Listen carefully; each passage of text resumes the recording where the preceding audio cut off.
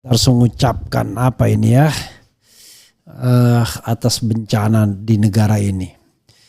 Ini gila ini, Kejagung temukan uang nyaris 1 triliun dan emas 51 kilogram di rumah ex pejabat MA. Ini kurang ngajar memang. Jadi Pak Prabowo, kalau Anda mau memberantas korupsi, inilah yang serius ya. Negara ini udah bobrok ya. Negara ini sudah bobrok. Bahkan pejabat Anda sendiri mengatakan negara ini sudah serusak-rusaknya. Kalau kita tidak ikut main, orang lain yang akan ambil. Coba bayangkan, mentalnya begitu. Tanya aja kepada pejabat-pejabat yang Bapak angkat. Ada nggak yang berpikiran demikian? Ya, ada nggak yang pernah berpikir atau ngomong demikian? Jadi itulah yang membuat negara ini akhirnya ya hancur. Karena kita tidak pernah serius memberantas korupsi, omon-omon aja. Semua presiden tuh omon-omon. Kenapa? Karena rata-rata keluarganya terlibat. Iyalah, frankly speaking, mana ada politisi yang tidak terlibat korupsi rasanya. Ya, suap menyuap, dapat uang dari calon kepala daerah dan lain sebagainya. Uang semua yang dia namakan sebagai kos politik. Padahal itu suap semuanya pada dasarnya. Cuma memang kita tidak terlalu kejam dalam hal membuat aturan mengenai tindak pidana korupsi itu ya. Harusnya ketua-ketua umum partai pun bisa dikenai tindak pidana korupsi ya. Mereka yang menyalahgunakan jabatannya. Karena partai politik itu tetaplah institusi publik sesungguhnya ya. Jadi itu public institutions ya, bukan state institution tapi public institution. Karena dia menggunakan publik ya untuk mendapatkan suara dan lain sebagainya. Nah ini Kejagung kaget temukan uang nyaris 1 triliun dan emas 51 kilogram di rumah ex pejabat MA. Bagi sebagian kita mengatakan biasa itu. Iyalah, ketika korupsi kita anggap biasa maka disitulah kemudian negara ini menjadi negara yang akan gagal, fail state. Mudah-mudahan Prabowo tidak begitu. Walaupun Prabowo juga barangkali tidak merupakan bagian dari yang clean ya di dalam proses menjabat dalam jabatan publik. Tetapi paling tidak begitu menjadi becomes the president, stop. Ya, bila perlu dikasih amnesti masa lalu, tapi dengan sistem anti korupsi yang benar, ya kan? Kalau enggak sudahlah, ya. Korup semua tuh orang tuh sesungguhnya. Berat kita mau mengatakan orang tidak korup. Kalau pejabat publik bisa kaya raya, enggak lain pasti dia korup. Pasti dia menyalahgunakan jabatan. Pasti dia kong kali kong, ya. Pasti dia peng-peng penguasa dan pengusaha. Oke, kita bacakan ya. Sebelum kekesalan saya bertambah-tambah. Mumpung presidennya baru dan mumpung mungkin masih bisa diharapkan. Kalau Jokowi ngapain lagi kita berharap? Nggak bisa lagi. Waktu pada periode keduanya terutama. Tapi ini periode yang awal. Baru siapa tahu nanti. Kan sudah saya katakan. Siapa tahu walaupun pemimpinnya berasal dari comberan pemilu. Tapi dia menjadi unenlightened leader. Menjadi pemimpin yang tercerahkan. Begitu Pak. Ya, mudah-mudahan ya. Itu. Jangan liatin pembantu-pembantu Bapak yang kerjanya ngegaruk uang negara ya. Menjadi kaya raya. Udahlah kita paham siapa yang nyolong siapa yang enggak itu kan kita paham ya. Cuma kita nggak berani ngomong aja terus terang kan begitu. Tapi kalau mau lihat jejak digitalnya kan ada itu, siapa yang pernah dipanggil, siapa yang pernah jadi tersangka dan lain sebagainya. Kejaksaan Agung Kejagung melakukan penggeledahan di rumah mantan pejabat Mahkamah Agung MA Zarob Ricard di Jakarta. Penggeledahan itu masih terkait dengan pihak yang diamankan dalam kasus suap vonis bebas Ronald Tanur. Dalam penggeledahan yang dilakukan pada 24 Oktober 2024, penyidik Kejagung berhasil mengamankan uang bernilai hampir 1 triliun. Bayangkan. Itu dan emas antam 51 kg. Penggeledahan dilakukan di 2 tempat. Penyidik pada Jampitsus, ini baru di rumah loh, belum lagi di tempat lain ya. Penyidik pada Jampitsus pada 24 Oktober 2024 telah melakukan penggeledahan di rumah ZR yang berlokasi di Senayan, Jakarta Selatan dan penginapan ZR di Hotel Le Meridian, Bali. Jadi 2 tempat itu 24 Oktober malam dilakukan penggeledahan. Kata Direktur Penyidikan Jampitsus Kejagung Abdul Qohar dalam konferensi pers di kantornya. Qohar pun mengaku penyidik kaget saat menemukan uang nyaris 1 triliun itu dalam penggeledahan. Yang pertama ingin saya sampaikan bahwa kami penyidik sebenarnya juga kaget ya, ujar dia. Tolong uangnya jangan jangan dihilangkan ya. Tidak menduga di dalam rumah ada uang hampir 1 triliun dan emas yang beratnya hampir 51 kg jelasnya. Dalam konferensi pers itu, Kejagung juga memamerkan setidaknya tumpukan uang dengan 5 mata uang berbeda. Mulai dari rupiah hingga dolar Amerika. Berikut uang tersebut. Dolar Hong Kong itu kurang lebih 975 miliar. Euro lebih kurang 1,2 miliar. 1,2 miliar. Oh, yang tadi 975 juta. Dolar Amerika lebih kurang 29 miliar. Kemudian rupiah lebih kurang 5,7 miliar. Kemudian dolar Singapura ini yang paling banyak nih, dolar Singapura 885 miliar. Luar biasa ya. Emas antam 51 kilogram. Diduga uang dan emas tersebut diamankan merupakan suap dan gratifikasi yang diterima oleh Zarob. Enggak suap, itu gaji. Negara kita ini udah makmur. Gaji orang 100 miliar per bulan atau 5 miliar per bulan. Makanya Zarob bisa mengumpulkan 1 triliun ya. Luar biasa memang ya. Selain perkara pemufakatan jahat untuk melakukan suap tersebut, Saudara ZR pada saat menjabat sebagai Kapus Diklat, bayangkan, Kepala Pusat Pendidikan dan Pelatihan, menerima gratifikasi pengurusan perkara-perkara DMA, ucap Qohar. Pertanyaan saya adalah, dari dia ini ya, masa dia terima gratifikasi untuk dia doang dan tidak ngurus kasus? Pertanyaannya, siapa saja yang dia kasih duit tuh di Mahkamah Agung itu? Kalau mau serius bro, siapa aja ya kan yang begini ini? Pasti kan banyak ya, yang kecipratan uang ya kan gitu. Cek tuh hakim-hakim yang Mahkamah Agung ya kan. Itu susah ya kan gitu.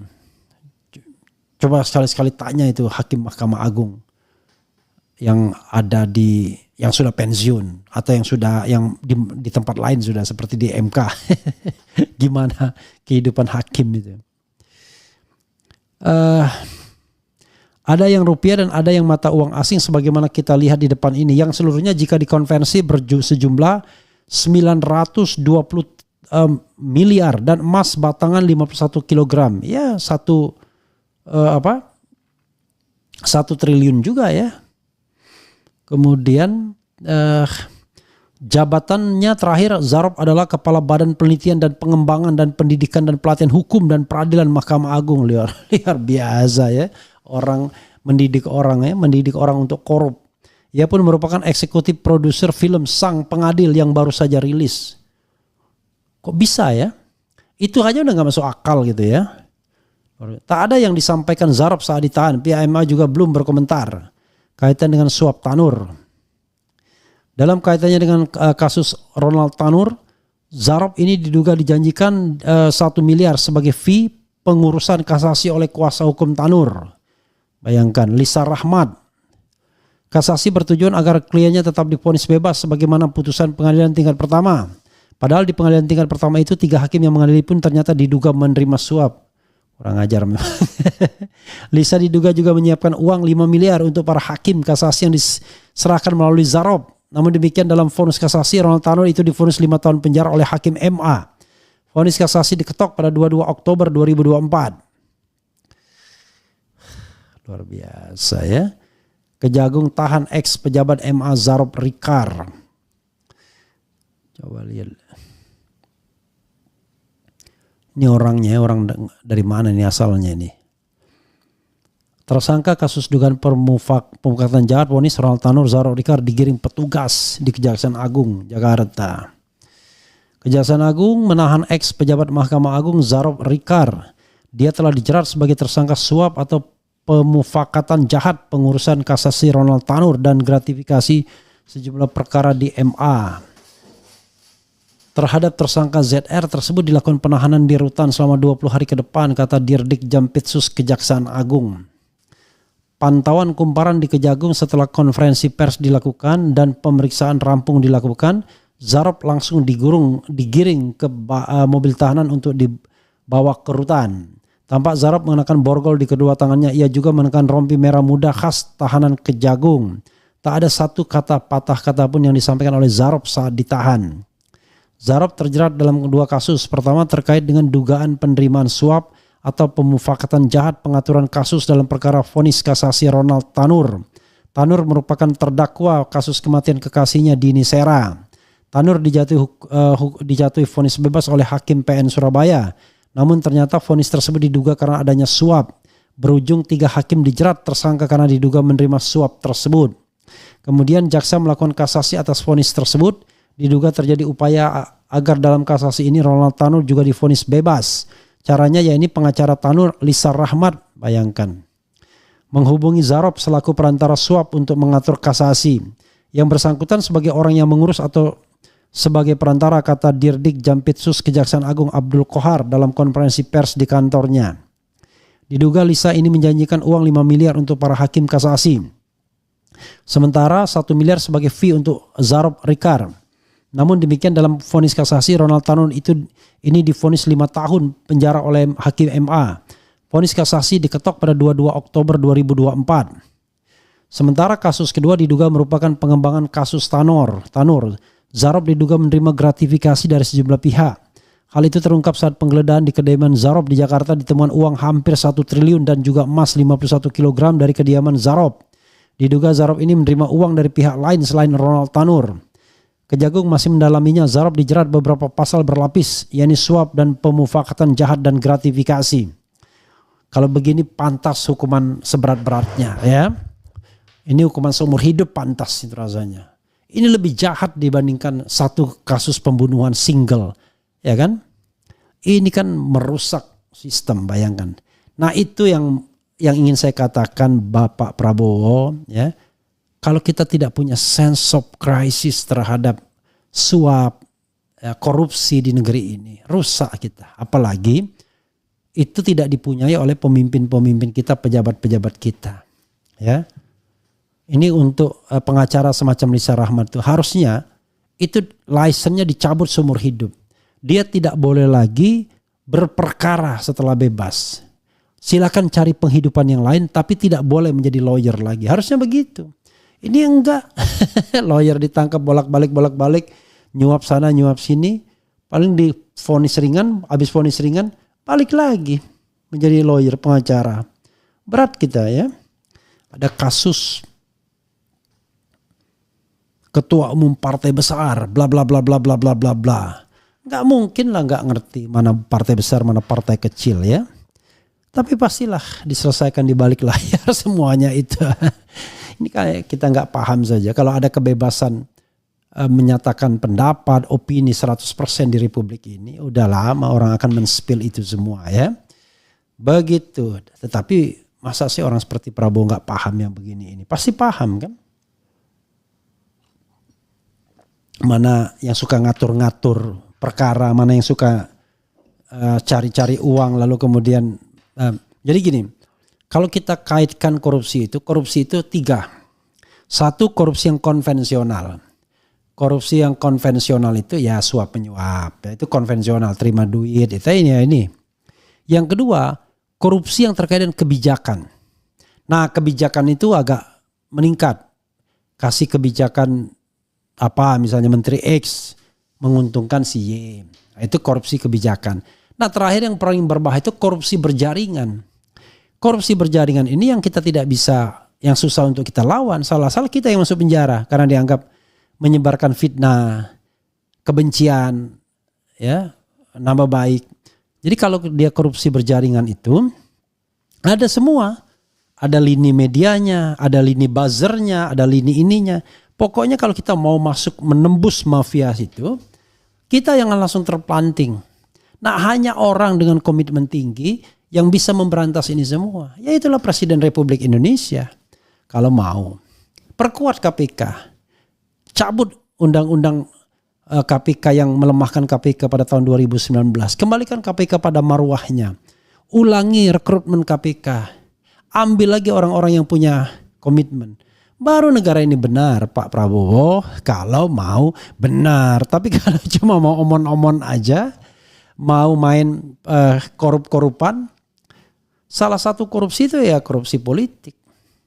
Ya, mulai tidak fair kompetisinya. Tidak boleh ada lawan pakai presidensial threshold, pakai threshold di pilkada. Udah itu udah cikal bakal korupsi begitu, ya. Jadi kalau kita mau benar-benar menegakkan good governance, clean government, anti korupsi, ya kita harus membuat sebuah sistem yang solid. Libatkan orang-orang yang punya komitmen dalam berantas korupsi, libatkan orang-orang yang tidak punya masalah dalam hal korupsi. Ya, tapi kalau Anda melibatkan orang-orang yang punya masalah, omon-omon doang. Ya, kalau ada misalnya lembaga yang kuat dalam pemberantasan korupsi, lembaganya dilemahkan. Lalu anggota DPR yang mestinya memperkuat lembaga itu lama-lama mengeroyok lembaga itu biar menjadi lemah, ya kan? Lalu yang dicari adalah anggota lembaga itu yang paling lemah, yang bisa diajak koordinasi, yang punya integritas nggak terpilih. Berat negara kita begitu caranya. Berat ya. Oke, coba kita lihat ya komentar sobat era sekalian dalam kaitan dengan ini ya. Saya berharap Prabowo Subianto sungguh-sungguh memberantas korupsi. Sebagaimana yang saya harapkan pada masa awal pemerintahan Presiden Jokowi yang akhirnya menemukan kekecewaan. Ya, ternyata Jokowi tidak hanya tidak berniat untuk melakukan pemberantasan korupsi, tapi malah terlibat pada korupsi itu sendiri. Gawat. Pokoknya ya. Oke, kita bacakan sedikit komentar sobat era sekalian terkait dengan hal ini ya. Biarkan seleksi alam bekerja. Wah, nggak bisa dong. Kalau seleksi alam bekerja, tunggu berapa puluh tahun lagi kemudian korupsi bisa diberantas. Kita pengen korupsi itu diberantas secepat-cepatnya, ya, agar kesejahteraan kita meningkat, ya. Mulailah dari penegak hukum, ya. Kalau mau jujur, ada nggak sih penegak hukum, ya, bos-bosnya yang kemudian bersih, ya kan? Yang tidak terima setoran. Orang yang paling bersih pun masih terima setoran juga loh. Ya, alasannya kalau nggak terima setoran gimana cara hidup, gimana membiayai anak dan lain sebagainya. Jadi negara itu harus memberikan gaji yang layak. Tetapi ada stick and carrot. Kalau dia korupsi, berhentikan, jangan main-main gitu ya. Malah yang mau memberantas korupsi seperti Soik di NTT malah dia yang diberhentikan. Harusnya Presiden Prabowo jeli melihat hal ini ya.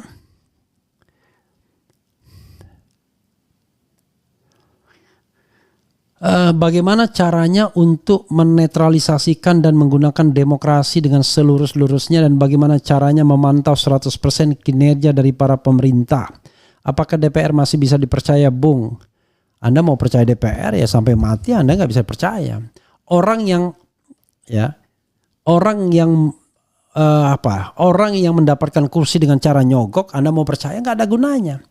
Nah kalau misalnya mereka money politik, gimana kita mau mempercayainya? Ya kan?